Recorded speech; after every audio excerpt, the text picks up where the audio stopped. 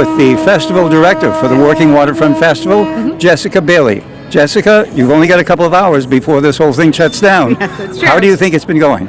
I think it's been going great. We've had a tremendous crowd in spite of the little wet start.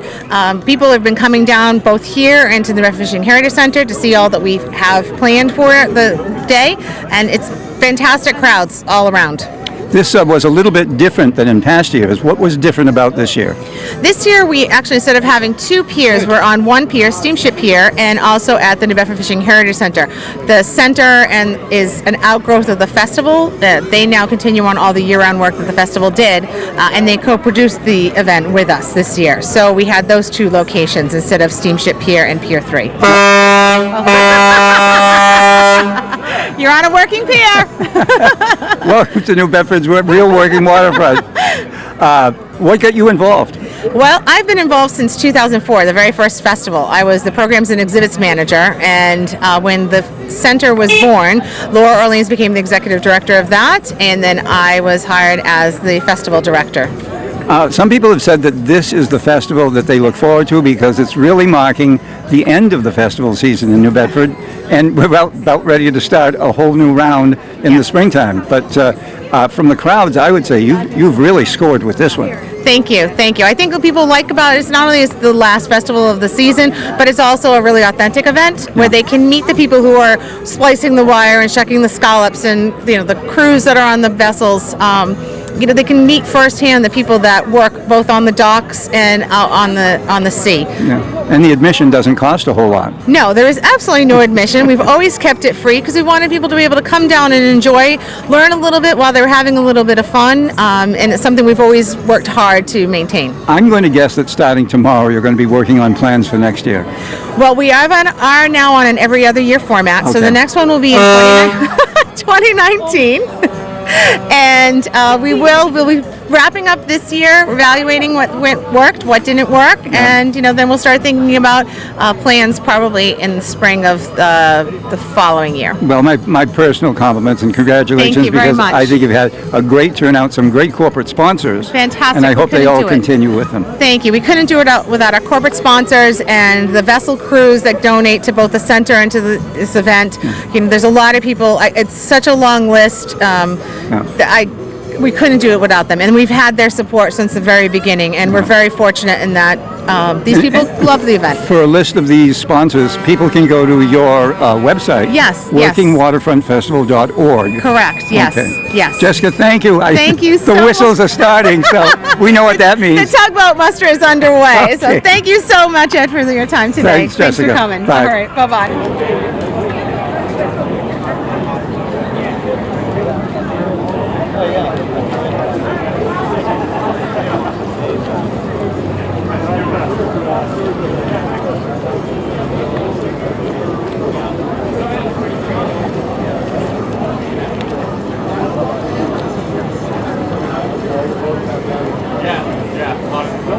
It's a random drawing for certain boats, depending on what fishery you're in. Some boats have 100% water, but that's very rare. And others, it's anywhere from 12%. So it's not all true. 1 o'clock. Out west, I hear you. Okay.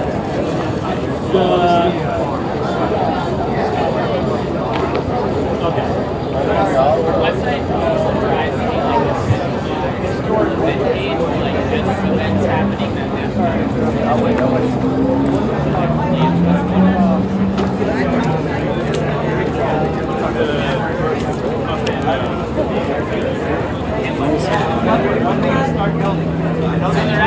they're going to start pretty soon, actually, because they have all the funding. So that project is yeah.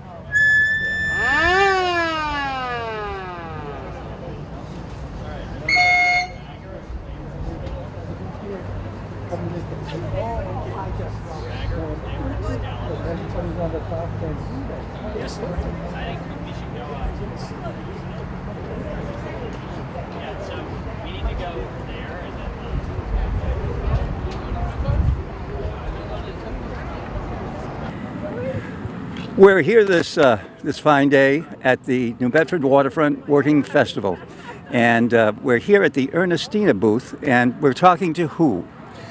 My name is Julius Brito. I'm the current president of the Schooner Ernestina Morrissey Association. Okay, and Mary Ann McQuillan, the secretary. okay, Oh, you're in front of it. we're going to get to That's okay. we're going to get to you in just a second. Tell me, I'm looking around here and I see some excellent memorabilia for the Ernestina, but where's the boat? The vessel right now is being rebuilt in Boothbay Harbor, Maine. Okay. It's been there for a year and a half now, and we're expecting it back sometime approximately June of 2019, Okay. depending on what we can get accomplished by then. Okay. So is it a question of funding, or is it a question of workers to work on it? Well, it's a question of a lot of things. As we progress in the rebuild of the Ernestina, we find that we want to do more. And funding has been good. We're all set for this phase, and phase 2 will be coming along, and we're going to be looking for funding for that. Well, that's very good. So we can look forward to seeing the Ernestina back within a couple of years. Yes. And at that point, we're going to be using it as an educational tool and also as a tour boat, a vessel to be toured. We have, we're working on a plan, and the plan would include Mass Maritime receiving the vessel and operating the vessel during the school days and school year. In the summer, the plan is to bring it back to New Bedford and have it as an educational vessel and a programming vessel out of this harbor. Well, that's excellent. I'm sure it's something that you're all looking forward to. And in the work that you're doing for the foundation, what is your work?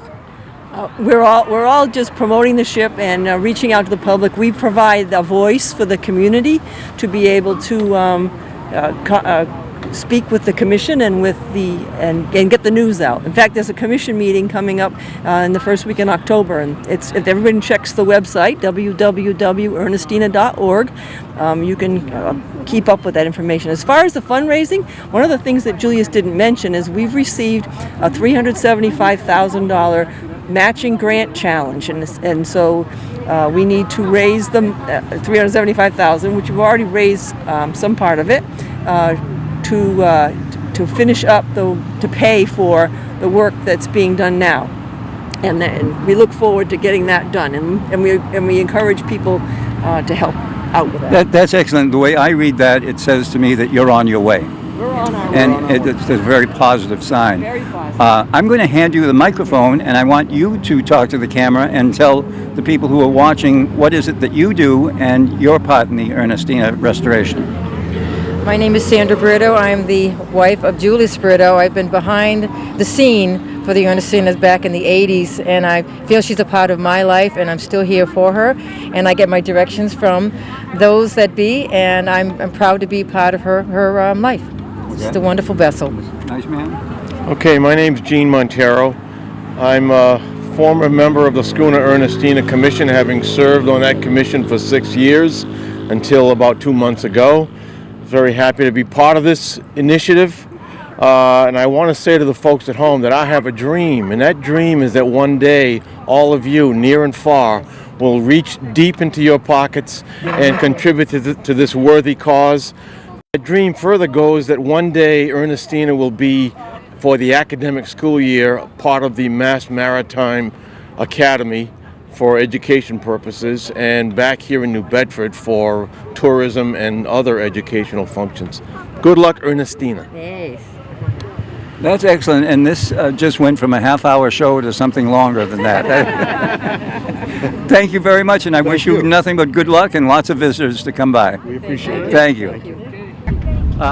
We're here at a special booth, and what is the Buzzards Bay Rowing Club? We are a rowing club, a recreational rowing club, nonprofit that we row replica whaleboats. So they're replicas, they're fiberglass replicas of the old Beetle whaleboat that were on whale ships. And today at the races, today at the festival, we had races this morning off of the end of Steamship Pier, and now we have a booth set up.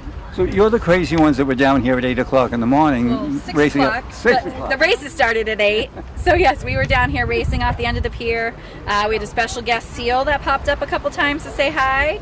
And we had a ton of water support. And we had 14 teams in all racing today. 14. 14 teams. That's Yes. pretty good. Yes. Can you name some of them?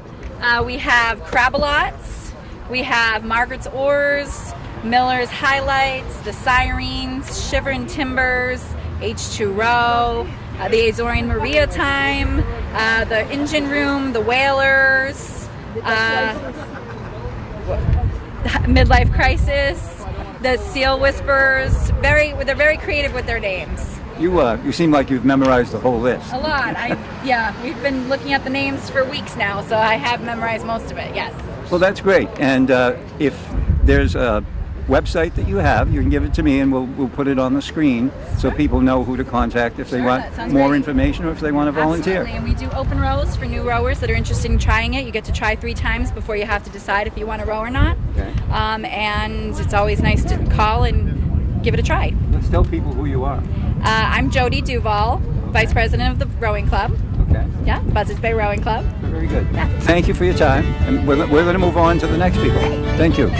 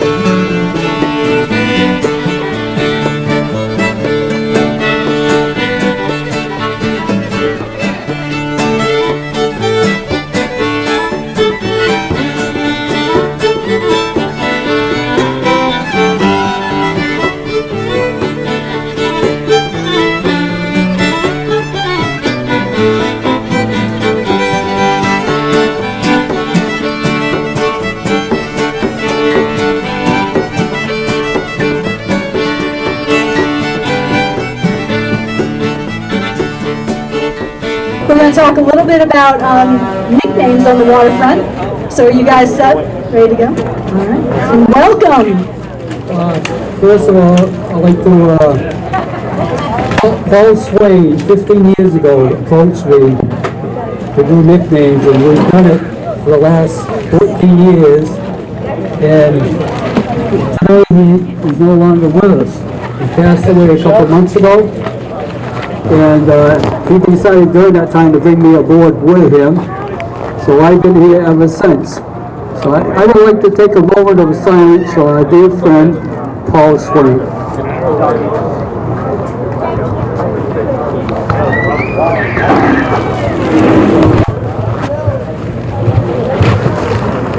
Thank you.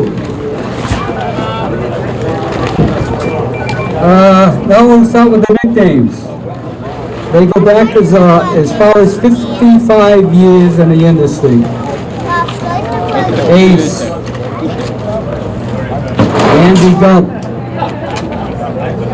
Admiral, Atlantic City John, Zito, Babe, CC and Coke, he enjoyed it, Marty Olson, Champagne Johnny, anytime he went into a bar, he set it up, champagne for everyone. Chicago, been in the business 50 years, working as a shoot man, present, down at the World City Fish Auction. Chicago, Chick, John Ford, Eddie Fian, Eddie the Devil, the Elephant Man, Elvis, Fall River, and Fall River 2. Thank you. And I'm going to pass the mic over to the director of our festival this year, Jessica Bailey. So can I get a big round of applause for Jessica for organizing this event? Thank you. Thank you, Tova. Hi, everyone. Thank you, and welcome to the Working Waterfront Festival. This is our 13th festival, amazingly enough, but it's not our first rainy one, and nor is it the first one that a storm has wreaked a little havoc on our schedule. As you probably are aware, Tropical Storm Jose has been hanging out not too far off our shore, and it's what we use for our scallop shucking contest. Unfortunately, live scallops in the shell do not keep for a long time, which is why we didn't have the quantity that we needed in order to do our shucking contest. I apologize for Jose. He's a rude guest, and I'm hoping he leaves us very soon. I'd like to thank a few people who have done a lot for us. Lottie and Anderson has been a tremendous supporter, and that they usually are those that offer the prizes for the scallop shucking contest, as well as Base, who took our scallops that we do have in and held on to them for us and kept them as alive as they could. I'd like to also thank Tova, our stage manager and MC extraordinaire. For those of you who don't know, Tova comes from a fishing family. You may have heard it when you were when they were talking earlier. And a lot of our reason we started this, Laura Orleans, our founding director, somewhere in the crowd, she started because it was a way to celebrate the commercial fishing industry and celebrate, which is a large portion of our community, is the people who work on the docks and work out on the vessels. And it's not just what they do, it's who they are, and we wanted them to be able to tell their story. So today I'm very pleased to introduce to you Justin Avila, who is a scalloper. He's hiding somewhere. He is a 5th generation scalloper. His dad also scallops. I went to school with him. His grandfather Rodney is well known in the community, and his great-grandfather and his great-great-grandfather all fish. So he's going to come down and do a demo to show you how to cut scallops. Here he is. So while he's doing that, he's going to warm up. It's been a couple of weeks since he's been out fishing, but he's going to show you how they do this. So the scallops are cut at sea.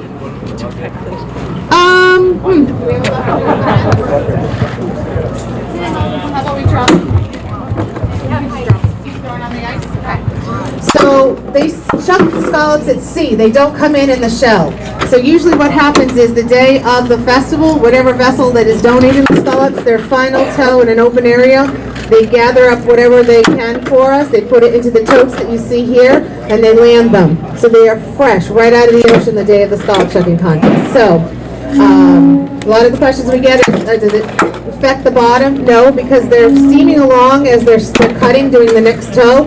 And there's a lot of seagulls that catch what they can, and then below that is whatever other sea creatures that follow the ships, the vessels that are out at sea. But I'd like to thank Justin for stepping up. We kind of voluntold him this morning that he was doing this, so please cheer him on.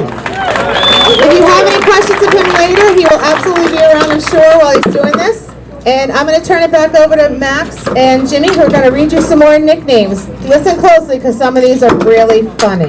So thank you all for coming. Enjoy. Don't forget to go to the Bedford Fishing Heritage Center. We have a free shuttle that's running from the end of the pier up to the shuttle and back. There's music and exhibits up there. Enjoy yourselves. Please have some fresh seafood. And thank you for coming out today.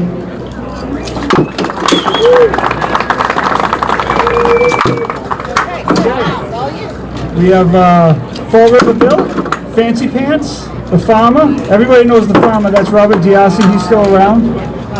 Fat Frank, Fearless Freddy, Filthy Phil, Fine. Hurricane Joe, 1954, he got caught in a hurricane. I believe it was a Coney. Icelander, Iceman 1, Eddie Grant, works for Halfway Daily to Haven for years. Retired from there and got other employment for Mancoat. Iceman 2, Gardner Holy, used to sell ice to the industry. Professor from Harvard, Henry Wayne was there, Mary Wayne was there. And the funny thing was, Henry was running around the party telling everybody that his chef was catering the party. I haven't worked for him for a year. That was pretty funny. But these are awesome. I mean, in terms of generosity and community service and everything that is Henry Wayne, he's an awesome man. He completely takes care of his stuff. We'll see you then. So thank you, Ed and Andrew and Happy birthday, Andrew. And yes, Andrew's birthday. Happy birthday. We'll give you a contract.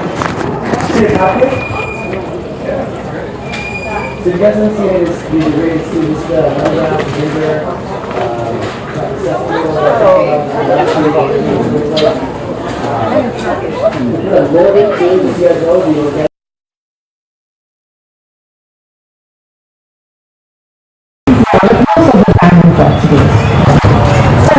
Catherine, tell us a little bit about yourself.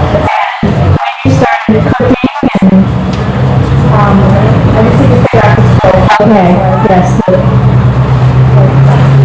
So I was just joining us. This is Catherine and Furtado from Parnell in Azores, and they're making codfish salad.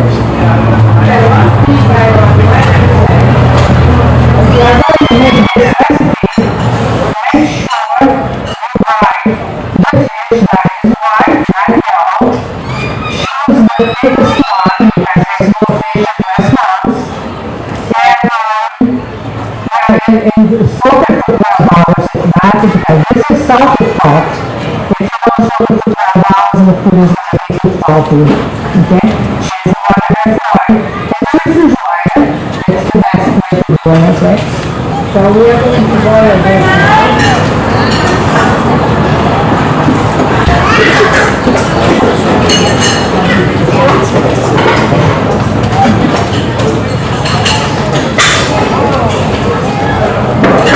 So we're just going to watch that long, okay? So it's ready now. Okay, so Kathy is going to tell us a little bit about herself, next generation, learning these traditions, and ideally passing them on. Yeah. So I'm Kathy Picato. I'm a youngest daughter.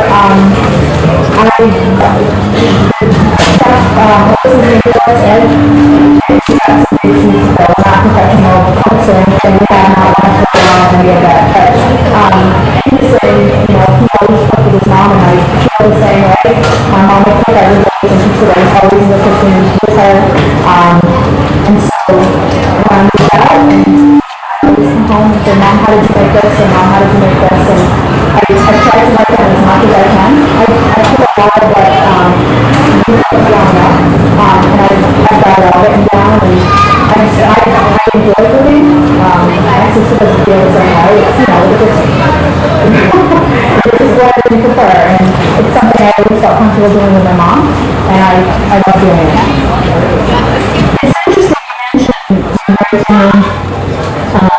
on the recipes because a lot of people learn the recipes and they carry them in their head, and a lot of families don't have cookbooks.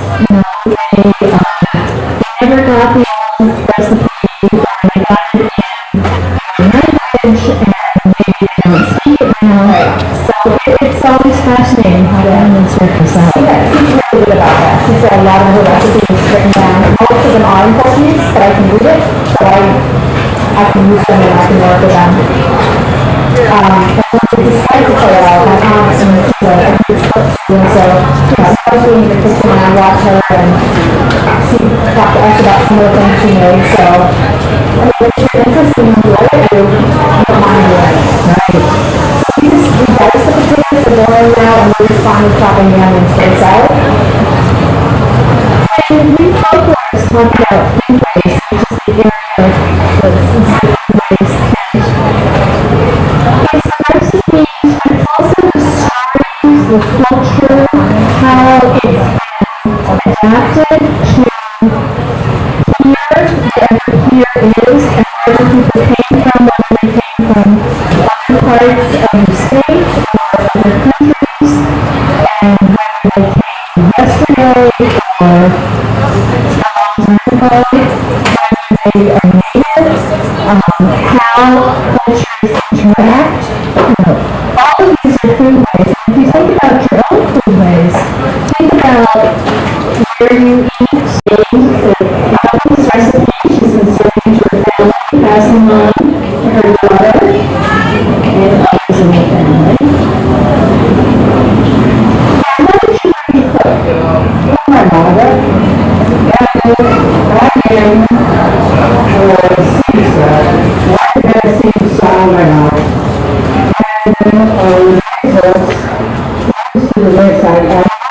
On the Rich Taylor's house, and I ate a little bread and welcome for them. And all those ladies, everything's looking that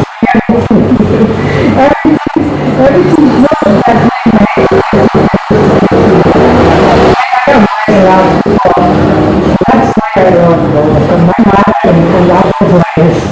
But I keep catching touch with them. Yeah. I like working for the painters if it is ready. It's so good. Well, I think it's a little flaky over this side. I really want to shred it. Okay.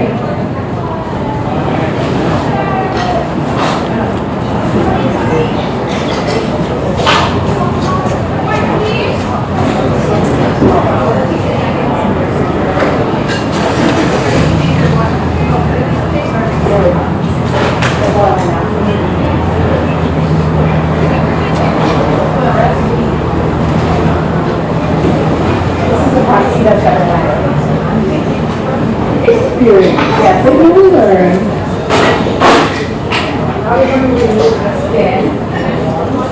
Okay, taking out the skin of their demonstration before they even get here. Sometimes they do a test drive of the recipe, and they're working in an unfamiliar kitchen. So,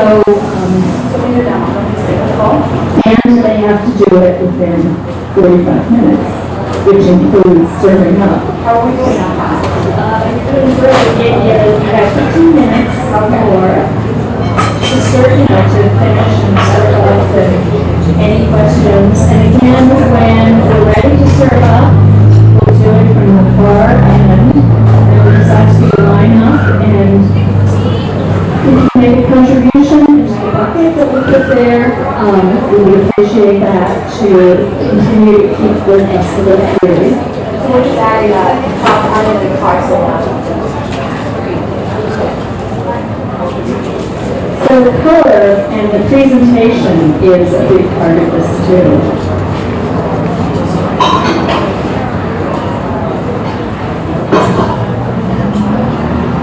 Look at this technique. She's done this once or twice before.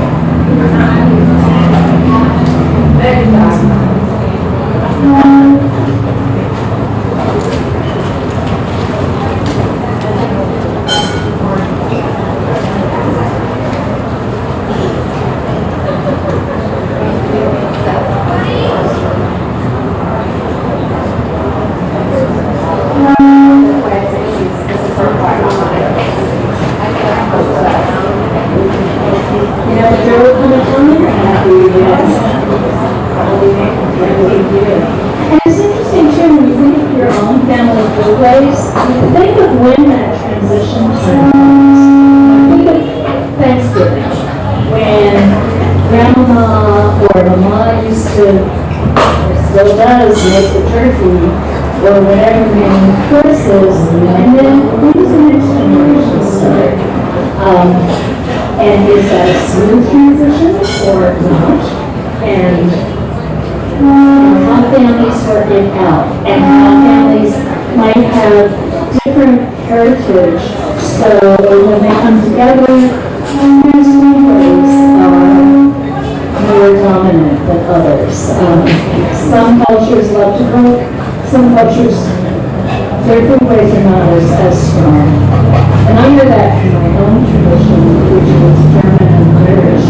I didn't get a lot of cooking stuff from my Irish grandmother, but I have a lot of basic German American food traditions.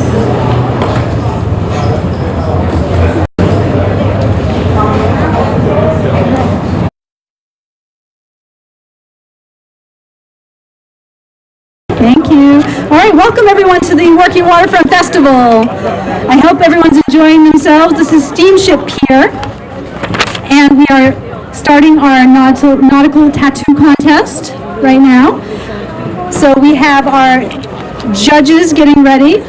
We have our contestants getting ready. Yes. Val G, Tim Gestalt, and John Campbell are our judges today. will be judging the contestants on their story about their tattoo, their artistry, the tattoo artistry, and their stage presence. So there's a lot going on. So judges, are you ready? We're ready, okay. Contestants, are you ready? Yeah, all right. So we're going to start with contestant number 1. They're going to come out and show their tattoos to you first, out here, and then they're going to come up to the stage, tell us their story. So Ryan Tavares, did you show everyone your... No, I didn't show them. Okay, so we're going to start down here and then work your way back up to the stage. So Ryan Tavares, we're focusing on your feet. I'm sure there's a great story to go along with this one.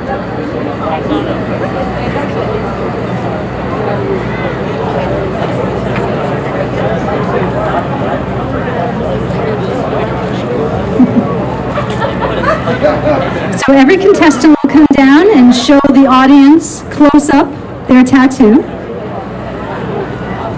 You can get a good look at it. Ryan Tavares works for Slave of the Sea. Slave of the Sea. Yep. Great. Come on up. So we have our judges ready. So if you take a little walk around the stage, however you want the judges to see your tattoos.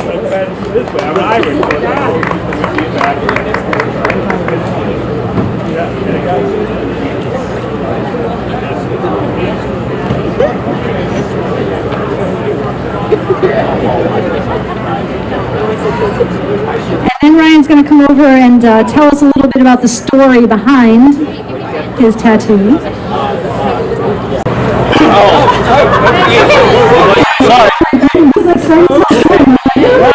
Hey, keep it on the 5 minutes.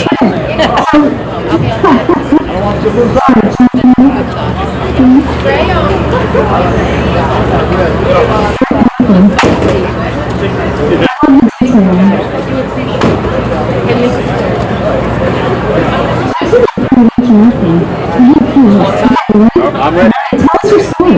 Okay. Great. Thanks for coming out. So I'm a commercial fisherman. I've been a scalper for roughly 10 years now. I have a bunch of nautical tattoos and stuff, but I figured I'd use this one so I don't have to take my clothes off.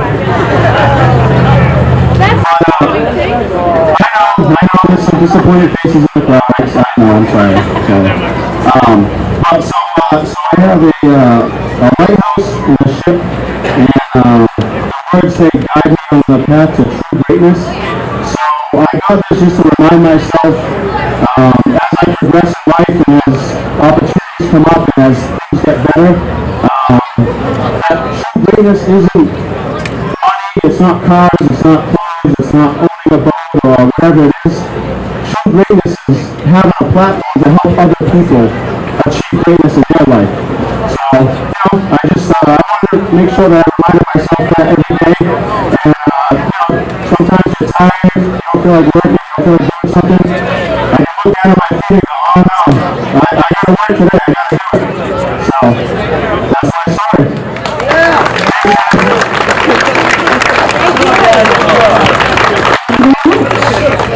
All right, we are going to contestant 2, Melvin Shorey. Melvin Shorey right here.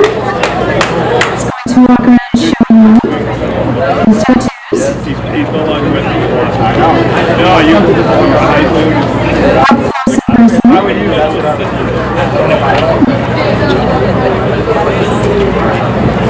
Oh, how you doing, Bill? I got last week. Hey, these guys are loud. I always wear it. Yeah, he's got the back. I got one of mine. I saw YouTube.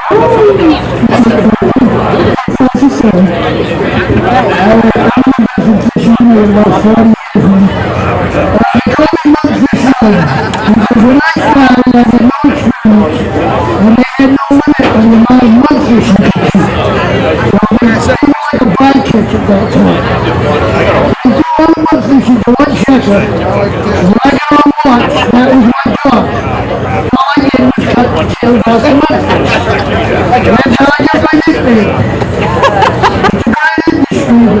They tried to keep it alive. They're getting high with all the restrictions. We need help from the government. They gotta step in. Very nice. All right. Robert Gunderson. Contestant number 3. Here we go. Moving up. So give the audience a nice close look at your tattoos. Johan Gunderson works for Scandia Capella, it's a family company.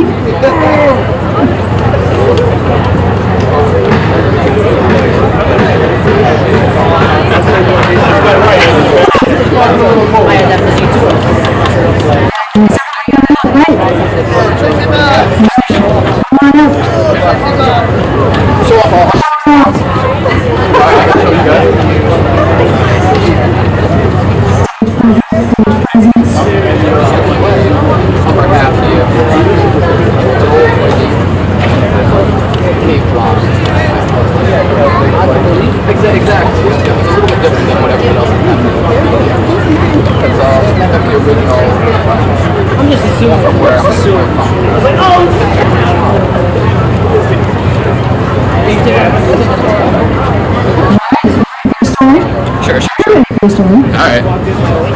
I'll make this quick, it's kind of cold. I left the t-shirt back on. But I am Johan. I work over at Scandia Capella. I am a fifth generation fisherman from Norway. My family came over here because there was a lot of opportunities. This is actually part of my heritage. The tattoos that I have, this actually goes from here down to my knee. It's a Nordic tattoo, a Nordic nautical tattoo. It's cave drawings that they put in different places. When my family would go and visit different areas of the world, you'll see some of these markings where they traveled, so that you know that that's where we went. So we've been doing this a long time, and this is what I did to show off my culture and my heritage, and what we do for work.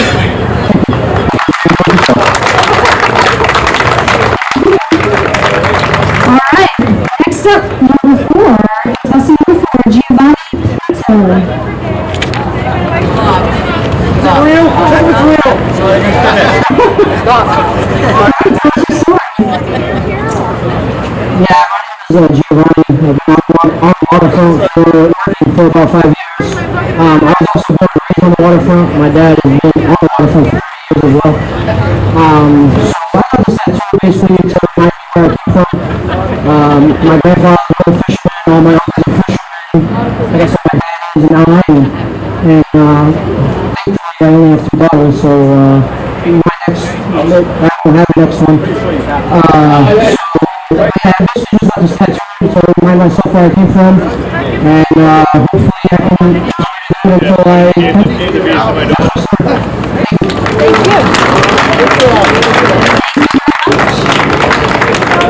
Contestant number 5, Mike Orozco.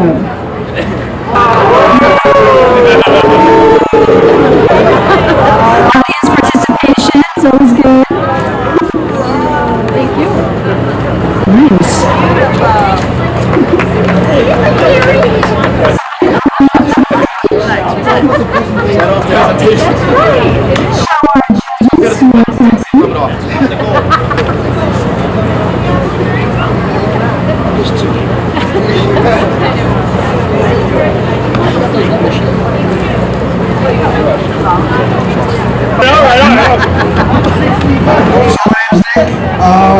The same story as the last guy, family of fishermen. For 5 years, I actually work with him. Just generation, just sticking to it, and just riding on the wave, literally. So that's all I can say. Thank you guys.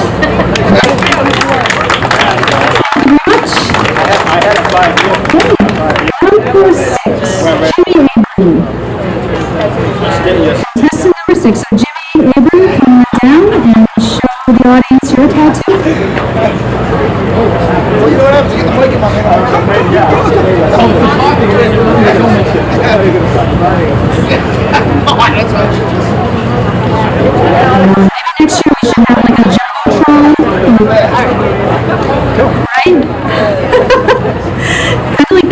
dancers, you know, you can like show everything, you can have it like zoomed in. Alright, come on up. Show the judges your tattoo. Is there a Viva concert going on? Tell us your story. My name is Jimmy. Quite simply, once I was lost, and that's why I'm right here. And this shows what I found now. Awesome. God. Thank you. Excellent.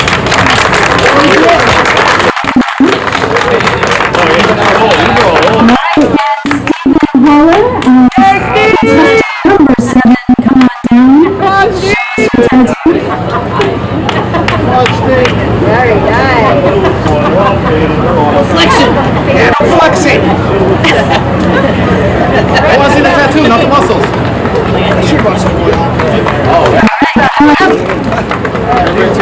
We saw you flexing up there. Trying to keep it PG. Okay, maybe PG-13.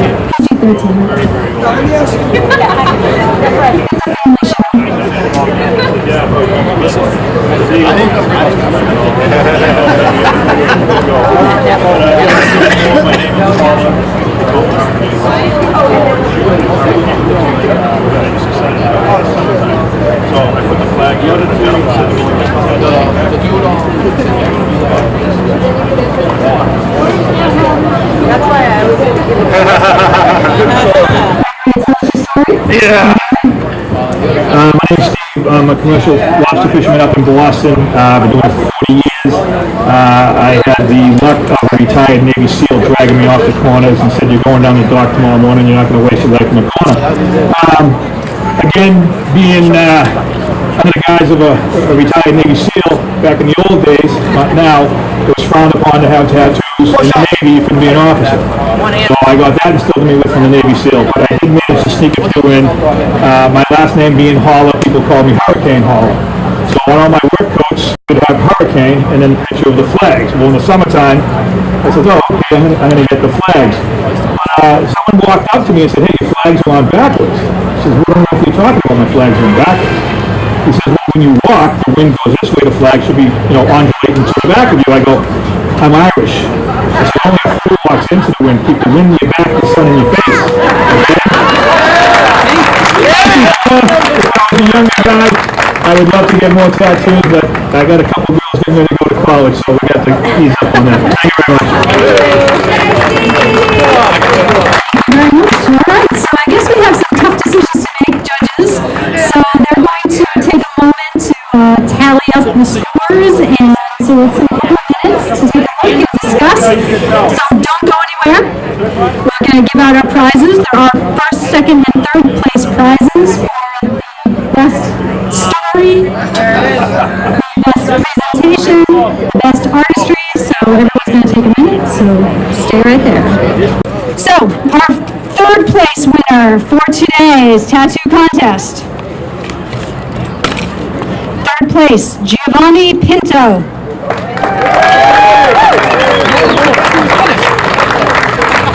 We have John Campbell. And at 3:30 we will have a lobstering demonstration, a lobster demo. We have safety at sea, as well as a life raft deployment at this stage coming up at 4 o'clock and 4:30, and at 5 o'clock.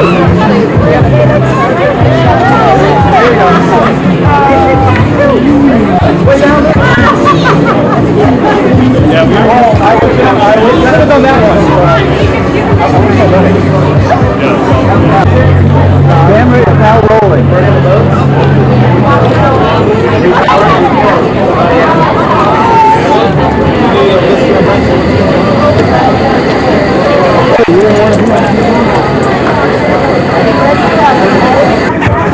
We're here just about at the end of the Waterfront Fishing Festival, and who are we talking to? My name's Ed Denny. I'm the Director of Safety Training for Fishing Partnership Support Services. We're a nonprofit here in Massachusetts that provides services for the health and well-being of commercial fishermen and their families. Okay. And how long have you been doing doing this? We've been actually doing safety training since 2005. We just celebrated Fishing Partnership's 20th anniversary, actually. They've been helping fishermen get health care and health-related services for 20 years now. That's impressive. Now, where are you based out of? We actually have community health navigators in 4 different areas in Massachusetts. We have 2 here in New Bedford, and 2 in Gloucester, 2 on the Cape, and 1 on the South Shore.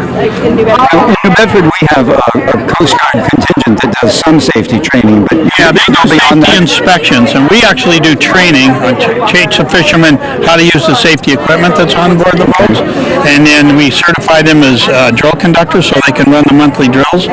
The Coast Guard actually does the inspections and looks at all the gear and makes sure it meets all the requirements. So you're not necessarily training the captain, you're training someone who... We're training the captains and the crews of the fishing boats. Yeah, and that's everything from how to put on your emergency suit. Yeah, the emergency suits, how to put out a fire, how to plug leaks. We do first aid CPR. We teach them about the life raft, and we teach them how to shoot off the flares. They get all of that training for us. And we don't charge the fishermen, by the way. It's free. When you think about how dangerous this industry is, you got to be doing one of the most important jobs there are out there. Well, we feel like that. Yeah, it's other than logging, I guess, it's the most dangerous occupation in the world. If someone in the industry wanted to learn more information about the Fishing Partnership, do you have a website? We do fishingpartnership.org, and you can find all the information about us. We have our training schedule on there, and the offices, all the points of contact in our offices, and every bit of information that you need. That's I'm glad I stopped to talk to you because there are so many folks here that I think you're probably the guy I wanted to talk to. Oh, good. Well, I'm glad I was able to help you. Super. Yeah. Thank you. You're very welcome.